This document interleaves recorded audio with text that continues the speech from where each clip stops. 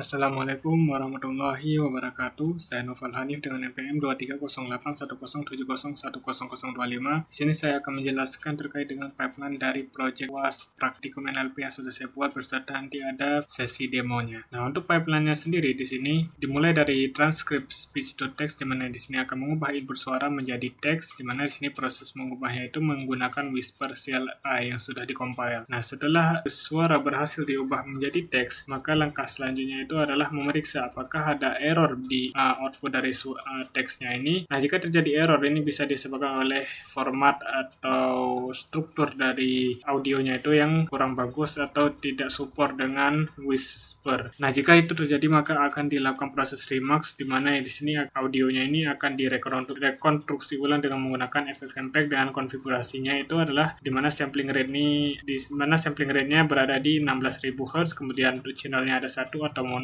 dan menggunakan kodek yaitu PCM-S16LE. Nah, setelah berhasil direkonstruksi, maka langkah selanjutnya adalah dicoba lagi untuk mengubah dari suara itu menjadi teks. Nah, jika tidak berhasil, maka akan keluar respon seperti ini, dan jika berhasil, maka sukses dan transkripnya ini akan disimpan. Langkah selanjutnya itu adalah untuk mengenerate respon menggunakan LLM. Nah, di sini saya menggunakan LLM dari Gemini dengan modelnya itu adalah Gemma 4 dengan 26 billion parameter. Nah, di sini dalam proses generate respon ini, di sini ada dua mode. Yang pertama itu adalah mode preserve dan kemudian ada mode normalize, di mana perbedaan dari kedua mode ini adalah terletak pada sistem instruction-nya. Setelah responnya ini di-generate, jadi untuk proses generate responnya ini memiliki timer sekitar 3 menit, dan jika error maka akan dikembalikan pesan error. Nah, di sini untuk proses generate responnya ada 3 kali percobaan. Jadi jika percobaan pertama itu gagal, maka akan dicoba lagi hingga maksimal 3 kali. Karena ini bisa terjadi jika jaringannya kurang stabil ataupun untuk teks yang di prompt yang dikirimkan itu terlalu besar, maka akan ada kemungkinan untuk terjadi kegagalan. Nah, setelah proses generate responnya ini berhasil, maka langkah selanjutnya itu adalah mengubah teks itu menjadi suara dengan cara menggunakan Cokui TTS. Dimana untuk di sini untuk modelnya ini sudah menggunakan model khusus bahasa Indonesia dan juga menggunakan speaker bernama Wibo. Nah, setelah dari teks hasil generate LLM ini bisa diubah menjadi suara,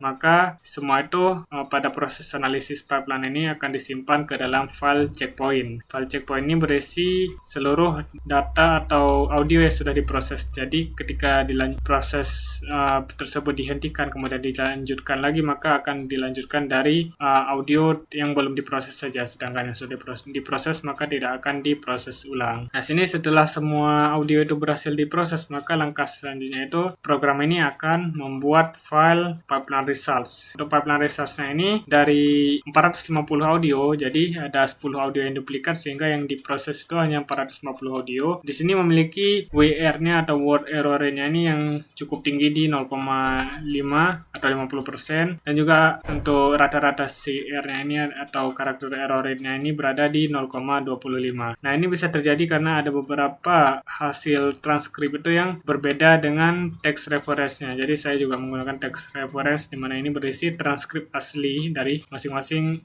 audio. Nah, jadi ada beberapa audio yang memiliki hasil transkrip yang berbeda sehingga menyebabkan error rate ini WR dan CR ini menjadi tinggi. Kemudian juga latensinya ini cukup tinggi di 30 detik, karena ini bisa disebabkan oleh proses generate respon dengan menggunakan LLM yang memakan waktu cukup lama, dan juga proses untuk mengubah teks menjadi suara yang memakan waktu cukup lama. Sehingga sini untuk average latensinya ini berada di kisaran 30 detik.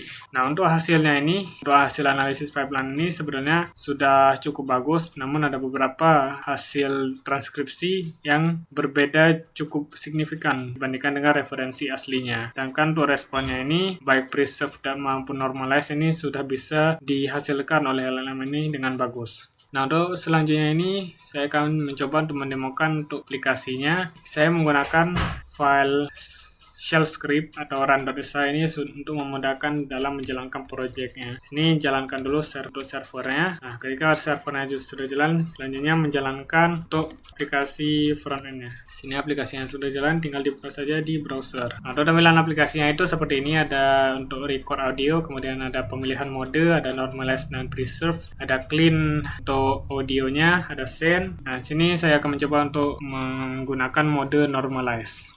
Lalu saya ingin bepergian, apa saja yang perlu saya siapkan sebelum berpergian?